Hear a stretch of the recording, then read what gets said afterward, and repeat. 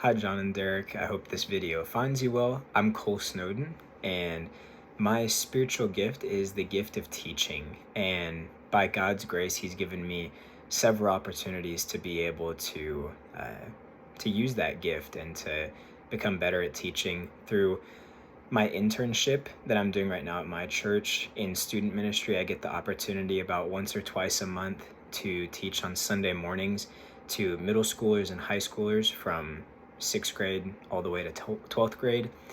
And I also get to help come up with our content for the book of Hebrews that we're going through with our students on Wednesday nights. And so I've gotten to come up with the content and prepare study guides and plans, but I also get the privilege of helping lead our leader meetings, helping them walk through the content before they try to walk through it with their students anywhere from 6th grade to 12th grade. And so I get to also teach them as well. But that's the ways that I get to use my spiritual gift. And what I would want to do post residency, I would love to work in a pastoral role in a church, whether that's student ministry, college ministry, a teaching role, or whatever. I really do just want to do whatever God would have for me. But those are just the ways that I've gotten to serve in the church already.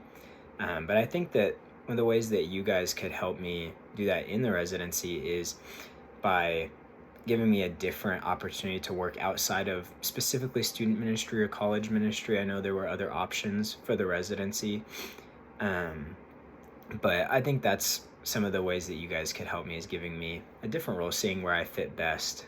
And then for my TED Talk, something I'm passionate about is prayer. God has taught me a lot about prayer over the last year or so, and I love specifically what we see in the book of Luke on Jesus, and how Luke mentions several times in his gospel that Jesus would slip away to pray. And that idea of how he would slip away to pray, like we so often slip away to do the thing that we most want to do. Like I would slip away to play video games with friends, or go watch a movie, or hang out with friends, whatever it might be. I slip away from the things that I have to do to go do what I really want to do.